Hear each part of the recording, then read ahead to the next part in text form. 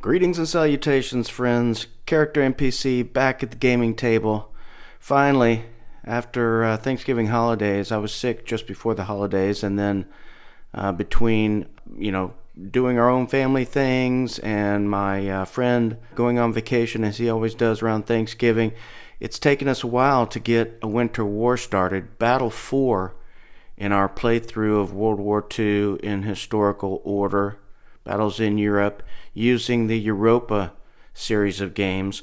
This one, I'm calling it HMS, A Winter War, because it was actually GRD who did the Winter War box set. However, we're using the map here. My friend printed out the map from Total War, which is really nice. Though I did have someone who... Joey, who comments sometimes on my videos, he sent me some stuff that is really awesome as well. Updated map, and these counters that you're looking at, these are really Total War type counters. But anyway, Joey did an update to them, and you could print and play if you desired to go through the effort. He's got some great stuff. Loved his order of battle charts as well. They've got images of generals on them and things, so very cool. Thank you for that. So here we are. You're not getting a good view of the entire map. I'll just give you a quick update here. We are on the December 1 turn. Leningrad, the border with Finland. I've been pushed back a little bit. I'll get into that detail in a little bit. These stars here are representing where the Soviets have taken the roads and railways, so it also will be important in placing the Finnish partisans units. We are using Storm Over Scandinavia rules as well as the Wavell War rules as our master set, because we have this Weather Zone A line here. This represents where it is Arctic weather, and units need to be weatherized.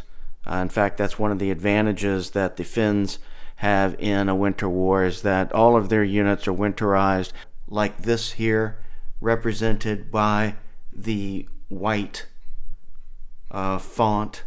The Soviets only have a couple. Got the ski unit here. They just got as a replacement December 1 turn, this motorized infantry unit. So he doesn't really have a lot of winterized units to work with. All of the Finnish units are winterized, and they're woodsmen, so they get the +1 when attacking into the woods.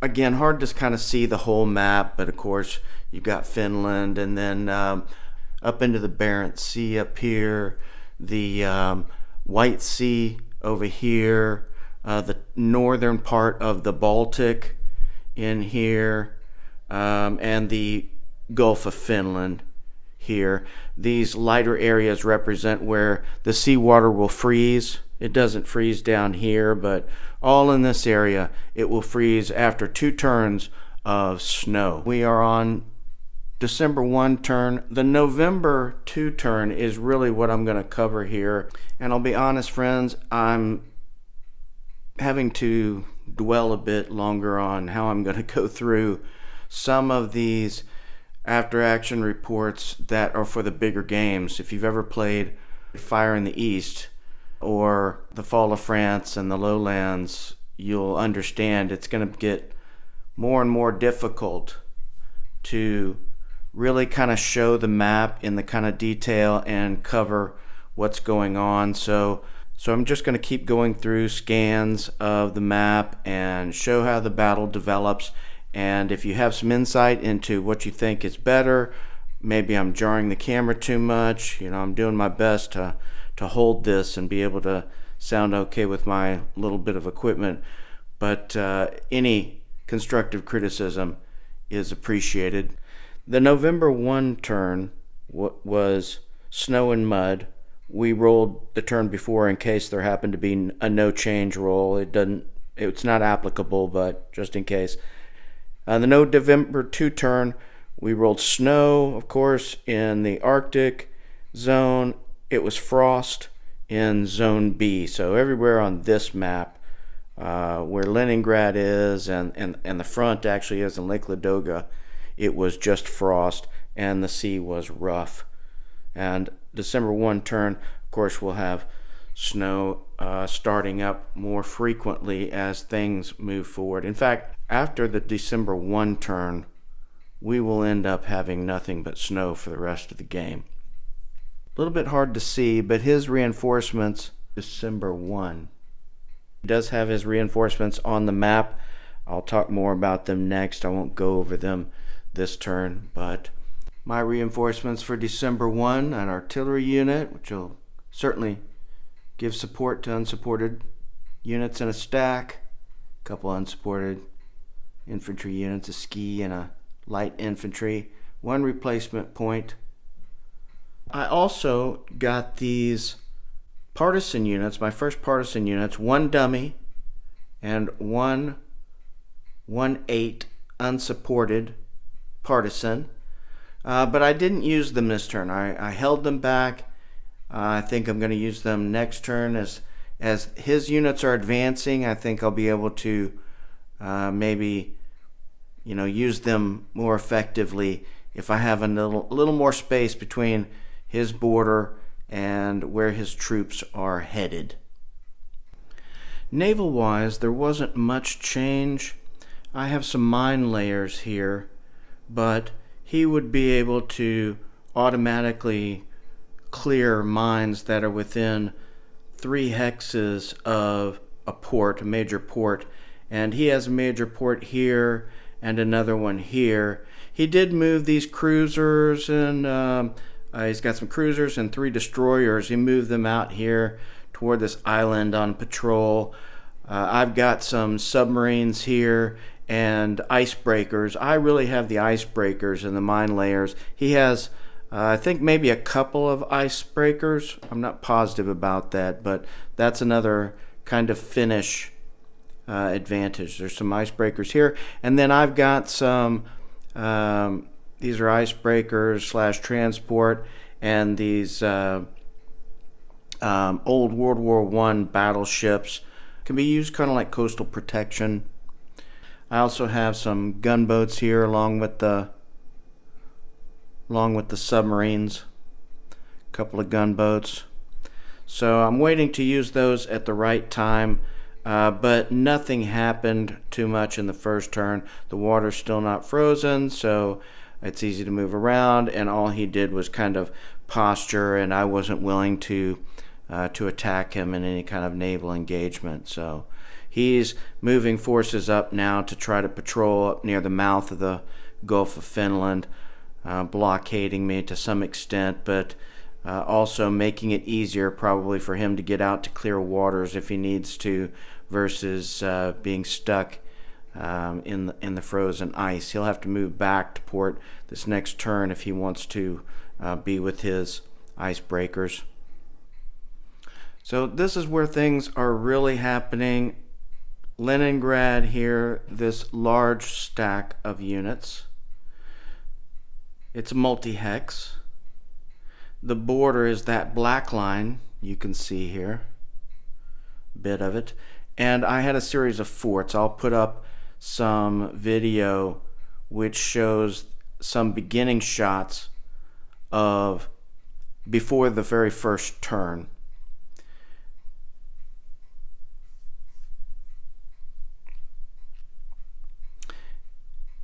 Sadly, I underestimated how much artillery my opponent could bring to bear. The Soviets have these 4.6 artillery here, and they had several of them, so I left 5 defense on this hex here where this artillery is, and there were forts here, these 2 hexes. Actually, there were forts all along here. But these 2 hexes here in particular had forts in them. And my opponent attacking across the river was able to get, I think he had 32 points, 31, 32 points. So he was able to muster a 6-1 attack with a -2 and was able to get a retreat. So I ended up having to retreat out of the hex, which allowed him to squeeze in, and then further I needed to pull back and do what I could to keep what units I had.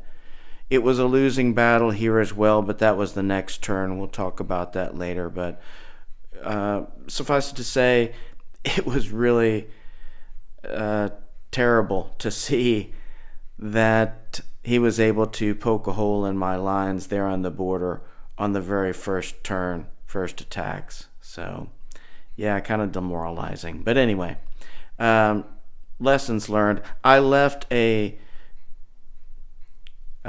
division in reserve here, which I was thinking I was going to rail over to this area north of Lake Ladoga, because of course his forces, as you can see, are driving in here. His supply lines coming down this rail off the south edge of the map. So he wants to link up this road and rail here. That would really allow him to march unopposed to Helsinki down there and capture it and the factory north of there in Tampere. But anyway, yeah, holding my lines turn one. I was not able to counterattack after that. It's really difficult for the Finns right now to muster any strength to attack. I think I had 5 divisions to start with.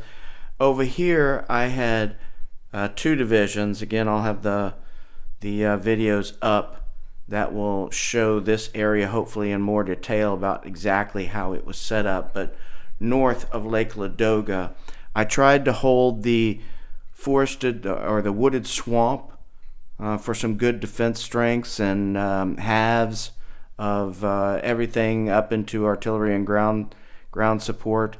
But we made a mistake in reading the effects chart, and also he was just able to bring in more attack strength than I estimated.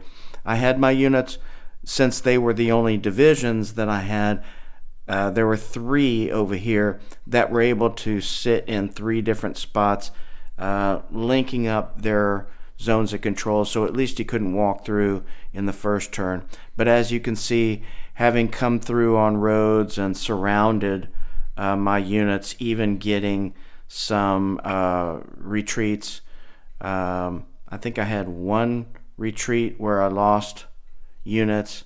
Here you can see what units were lost. Sorry for the angle, but of my units, I'll be able to get some back, but you can see there's 1 division there, and then the other one is now in a cadre, and I think there's 1 other division in there. Anyway, he lost some in exchanges as well. So I would say things are going better for me than expected, in that he had at least 2 exchanges with 6 attack strengths to deal with, I think. So a little bit of damage there. But here my lines are open. I have this stack left with a cadre of a division and the final division left in there defending. They're now out of support because he moved this motorized infantry unit up the road. So I should have a zone of control. I think I'll have a zone of control again throughout the rest of this turn, and then maybe into beginning of next. I don't know. I'll have to go look that up again as far as zone of controls. Here I'm going to have to do something with these units, but I mean they're not badly placed. It's just how do I make good use of them. Now of course he's going to be able to just move forward up to where these rail junctions are. So he still has many other units in reserve, in particular these NKVD, which are important in regards to the Finnish partisans, which will have guerrilla tactics they can use. You can see there's another one here in this stack. And he's got plenty of construction units, so he's been able to start on rail. He's got rail finished up to here. So he's extending the railway, going to try to connect that here to have some additional options, because you can see how this is road back here. So it's important that he gets that rail finished. He's got another random division here that he's moving around, threatening, but it's not winterized. More construction units. Tons of air. The air was the other thing that was really influential in these attacks where he was successful over here, because that's what's putting him over the edge on a 4-1 with a -1, or 3-1 with a -1. You know, he's getting it to the point where he can make these successful attacks because he can mass his air. He's got plenty of artillery. He's also the stacking limit on the Soviets in this game is restricted. It's like he's traveling through the mountains, so he can have 2 divisions, 2 non-divisional, actually not 2 non-divisional, 2 REs. So if it's something like a brigade plus, which he has here as an example, which is new in the Total War, this idea, but this here with this brigade plus would be more than 1 RE. That's 2 REs worth of units there. So so his stacking limit is 2 divisions, 2 REs, and then 2 artillery units. So he can bring those 4 6s to bear in several places, and that made all the difference in the world. With the snow coming, the terrain that was good before, the wooded marsh and wooded intermittent lake, those good terrains won't be as valuable anymore because the water will freeze. So here I'm probably going to rail these units somewhere, or take some road, admin, and then rail.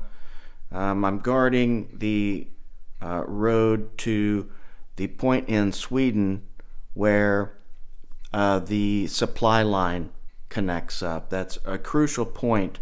This supply line here, this rail line here, going back a couple of different ways actually, but it goes back to the factory.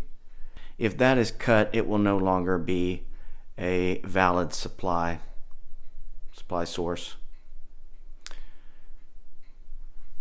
And of course he has some more NKVD ready to go and a couple more divisions. I mean, he's not hurting for air or divisions with zone of control. On December 1st he stepped across and took Petsamo. That's next turn, but anyway, I mention it.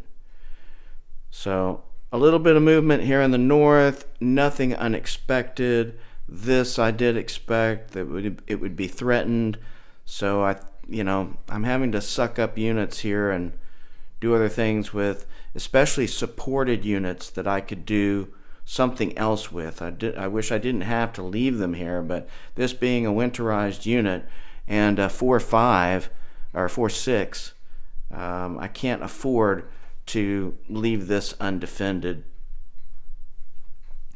Here, I don't know what I'm going to do. I'm just going to try and do my best to put up some zones of control here and there and hold off at whatever choke points I can make. Maybe use some of these rivers and lake hex sides.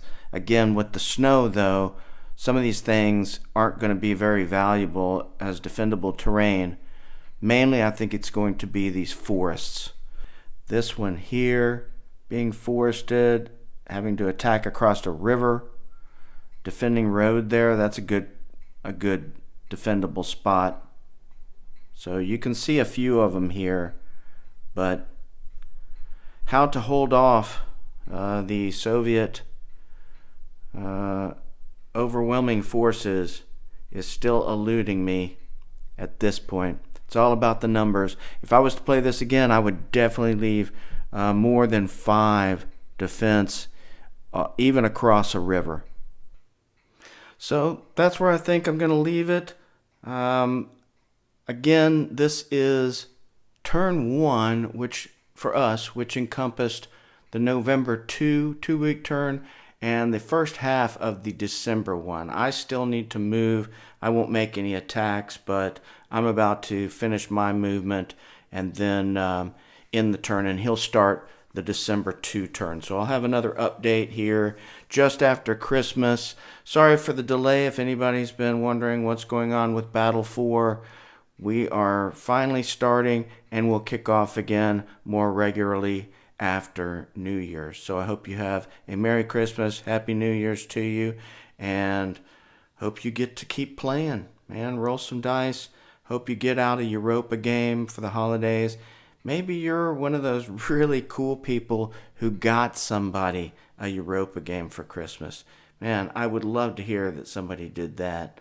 Or maybe another dream come true from Santa Claus would be that somebody would pick up the licensing and start selling the box sets again with all the updates in a real, formal, usable style. I love that you don't have to learn a new rule set for every game. I mean, that's really what makes this such a great game, not having to learn a new rule set for every particular battle or scenario or game that you play.